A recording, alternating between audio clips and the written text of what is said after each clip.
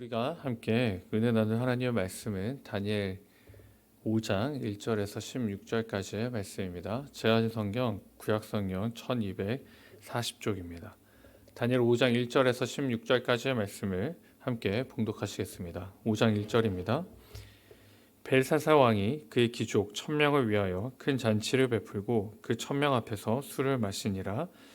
벨사살이 술을 마실 때에 명하여 그의 부친 느부갓네살이 예루살렘 성전에서 탈취하여 온 금, 은 그릇을 가져오라고 명하였으니 이는 왕과 귀족들과 왕후들과 후궁들이 다 그것으로 마시려 함이었더라. 이에 예루살렘 하나님의 전 성소 중에서 탈취하여 온 금 그릇을 가져오매 왕이 그 귀족들과 왕후들과 후궁들과 더불어 그것으로 마시더라. 그들이 술을 마시고는 그 금, 은, 구리, 쇠, 나무, 돌로 만든 신들을 찬양하니라. 그때 사람의 손가락들이 나타나서 왕궁 촛대 맞은편 석회벽에 글자를 쓰는데 왕이 그 글자 쓰는 손가락을 본지라. 이에 왕의 즐기던 얼굴빛이 변하고 그 생각이 번민하여 널쩍다리 마디가 녹는 듯하고 그의 무릎이 서로 부딪힌지라. 왕이 크게 소리질러 술객과 갈대아 술사와 점쟁이를 불러오게 하고 바벨론의 지혜자들에게 말하되 누구를 막론하고 이 글자를 읽고 그 해석을 내게 보이면 자주새 옥을 입히고 금사슬을 그의 목에 걸어주리니 그를 나라의 셋째 통치자로 삼으리라 하니라. 그때 왕의 지혜자가 다 들어왔으나 능히 그 글자를 읽지 못하며 그 해석을 왕께 알려주지 못하는지라. 그러므로 벨사살 왕이 크게 번민하여 그의 얼굴빛이 변하였고 귀족들도 다 놀라니라. 왕비가 왕과 그 귀족들의 말로 말미암아 잔치하는 궁에 들어왔더니 이에 말하여 이르되 왕이여 만수무강하옵소서. 왕의 생각을 번민하게 하지 말며 얼굴빛을 변할 것도 아니니이다. 왕의 나라에 거룩한 신들의 영이 있는 사람이 있으니 곧 왕의 부친 때에 있던 자로서 명철과 총명과 지혜가 신들의 지혜와 같은 자이니이다. 왕의 부친 느부갓네살 왕이 그를 세워 박수와 술객과 갈대아 술사와 점쟁이 어른을 삼으셨으니 왕이 베드사살이라 이름하는 이 다니엘은 마음이 민첩하고 지식과 총명이 있어 능히 꿈을 해석하며 은밀한 말을 밝히며 의문을 풀 수 있었나이다. 이제 다니엘을 부르소서. 그리하시면 그가 그 해석을 알려드리이다 하니라. 이에 다니엘이 부름을 받아 왕의 앞에 나오매 왕이 다니엘에게 말하되 네가 나의 부왕이 유다에서 사로잡아온 유다 자손 중에 그 다니엘이냐. 내가 내게 대하여 들은즉 내 안에는 신들의 영이 있으므로 네가 명철과 총명과 비상한 지혜가 있다 하도다. 지금 여러 지혜자와 술객을 내 앞에 불러다가 그들에게 이 글을 읽고 그 해석을 내게 알게 하려 하였으나 그들이 다 그 해석을 내게 보이지 못하였느니라. 다시 있습니다. 내가 내게 대하여 들은즉 너는 해석을 잘하고 의문을 푼다 하도다.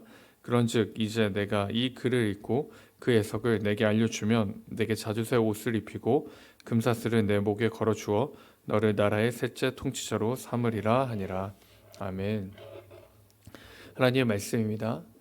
사랑하는 성도 여러분, 오늘 우리 주신 하나님의 말씀의 제목은 넘지 말아야 할 선입니다. 넘지 말아야 할 선. 지금은 모르겠지만 제가 학창 시절만 하더라도 한 책상을 이제 두 사람이 같이 사용을 했는데요. 그때 꼭 하는 일이 있습니다. 이 가운데 선을 긋는 겁니다. 그래서 넘어오면 뭐 한 대씩 맞는 거야, 혹은 넘어오면 다 내 거야. 뭐 이렇게 규율을 정하고 지켰던 것을 기억하는데요. 왜 그렇게 했을까요? 넘어오는 게 싫은 거죠. 선을 지키기 원하는 겁니다. 그래서 부딪히기 싫은 거고, 이게 서로 싫었기 때문에 이 선을 긋고 그 선을 지키려고 한 것입니다. 근데 오늘 본문에 보시면 이 선을 넘었을 때는 그냥 가져가고 이렇게 했으면 됐지만 정말 넘지 말아야 할 선을 넘은 사람이 있습니다. 바로 벨사살 왕입니다. 어제 본문에서는 느부갓네살 왕이 등장했습니다. 근데 오늘은 벨사살 왕이 등장하는데요.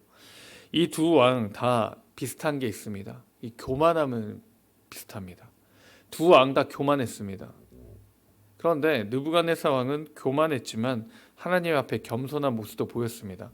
그게 어제 우리가 살펴봤던 본문입니다. 하나님 앞에 다시 회개하고 하나님 앞에 다시 우러러 볼 때 그것들이 회복된 것을 우리는 어제 살펴보았는데요. 오늘 본문의 벨사살은 그렇지 않습니다. 벨사살은 교만을 넘어서 하나님을 모독했습니다. 그가 무슨 일을 했기에 하나님을 모독했는가? 1절에 보시면 벨사살 왕이 그의 귀족들 1000명을 데리고 잔치를 베풉니다. 잔치를 베푸는 거야 할 수 있는 일이죠. 그런데 그 잔치에 사용할 그릇과 잔을 무엇으로 사용하는가? 3절에 보시면 이에 예루살렘의 하나님의 전 성소 중에서 탈취하여 온 금 그릇을 가져오매 왕이 그 귀족들과 왕후들과 후궁들과 더불어 그것으로 마시더라 라고 나옵니다. 이 잔과 그릇들은 느부갓네살이 예루살렘에서 가져온 것입니다. 근데 가지고 와서 그냥 아무 곳에나 방치한 것이 아니라 자신의 신전 안에다가 모셔둔 것입니다. 이 존중한 것이죠. 그런데 벨사살은 그렇지 않습니다. 파렴치하게 그것을 가져다가 사용했습니다. 예루살렘에서 가져온 그릇과 잔은 무엇입니까? 성전 기물입니다. 이 말은 하나님의 것입니다. 하나님을 위한 것이고 하나님에 속한 것입니다. 그래서 함부로 사용해서는 안 되는 것입니다. 이것으로 말미암아 그에게 진노가 시작됩니다. 그 진노의 시작은 무엇입니까? 손가락으로부터 시작됩니다. 5절에 보시면 그때 사람의 손가락들이 나타나서 왕군 촛대 맞은편 석회벽에 글자를 쓰는데 왕이 그 글자 쓰는 손가락을 본지라. 손가락으로 말미암아 진노가 시작됩니다. 크게 번민합니다. 굉장히 특이한 경우입니다. 보편적인 사항이 아닙니다. 그러므로 이 장면을 본 벨사살은 어떻습니까? 9절에 보시면 크게 번민하여 그의 얼굴빛이 변했다라고 나옵니다. 벨사살은 자신이 왕이라는 것을 알고 있었습니다. 근데 이 왕이 할 수 있는 것이 있고 할 수 없는 것이 있음을 알지 못했습니다. 자기가 모든 것을 할 수 있다고 생각했고 자기가 마음만 먹으면 다 가능하다라고 생각한 것입니다. 이것이 하나님께는 모독이고 이것이 하나님 앞에는 하나님의 이름을 참혹하게 하는 죄가 되는 것입니다. 선을 넘어버렸습니다. 이 하나님 앞에 선을 넘은 벨사살에게 필요한 존재가 있습니다. 바로 하나님의 사람입니다. 12절에 보시면 왕이 벨사살이라 이름하는 이 다니엘은 마음이 민첩하고 지식과 총명이 있어 능히 꿈을 해석하며 은밀한 말을 밝히며 의문을 풀 수 있었나이다. 이제 다니엘을 부르소서 그리하시면 그가 그 해석을 알려드리이다 하니라. 이 왕비가 조언을 합니다. 이 글을 이 문자를 풀 수 있는 사람은 이 땅에 아무도 없지만 하나님의 사람은 이것을 풀 수 있다라고 조언합니다. 선 넘은 세상과 선 넘은 사람에게는 필요한 것은 하나님의 사람입니다. 다니엘이 등장했습니다. 근데 여러분, 벨사살이 이 다니엘을 만났을 때는 어떻게 해야 됩니까? 어떻게 반응해야 됩니까? 귀하게 여겨야 됩니다. 그리고 존중해야 합니다. 하지만 이 벨사살은 여전히 교만해서 이 다니엘을 보고 어떻게 말을 합니까? 13절 하반절에 이렇게 기록합니다. 네가 나의 부왕이 유다에서 사로잡아온 유다 자손 중에 그 다니엘이냐라고 말합니다. 이 말은 무슨 뜻입니까? 모든 내가 알고 있는 우리나라에 있는 내가 가지고 있는 모든 박수와 술객이 꿈풀이를 못했는데 그리고 이 글자를 풀지 못했는데 네가 할 수 있겠냐는 겁니다. 사로잡혀온 네가 이것을 풀 수 있느냐는 겁니다. 무시하는 것이고 하찮게 여기는 것입니다. 근데 성도 여러분, 정말 하찮은 사람은 누구입니까? 하나님의 사람 다니엘입니까? 아니면 손가락의 글씨를 보고 놀란 벨사살입니까? 사로잡혀온 사람은 두려워하지 않습니다.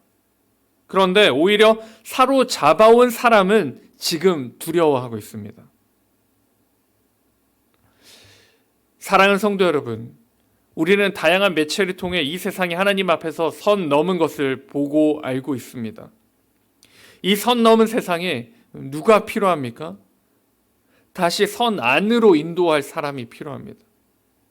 다시 선으로 들어가게끔 안내할 안내자가 필요합니다. 그 안내자가, 그 인도자가 누구입니까? 바로 저와 여러분입니다. 하나님의 사람들이 이 일을 감당하는 것입니다. 비록 세상은 벨사사처럼 우리를 무시하고 우리를 우습게 보고 우리를 하찮게 여길지 모르지만 결국 두려워하는 존재는 어디입니까? 세상이 두려워하는 것입니다. 세상이 두려움 가운데 머물게 됩니다. 우습게 본 우리는 두려워하지 않습니다. 오히려 우리로 말미암아 이 세상이 변화되고 이 땅이 변화될 줄 믿습니다. 그러므로 선 넘은 이 세상에 우리를 통하여 그 변화가 일어날 수 있기를 바랍니다. 이 선 넘은 세상에 그리스도의 사랑이 우리를 통하여 흘러갈 수 있기를 바랍니다. 선 넘은 이 세상에 하나님의 은혜가 우리를 통하여 흘러 넘칠 수 있기를 바랍니다.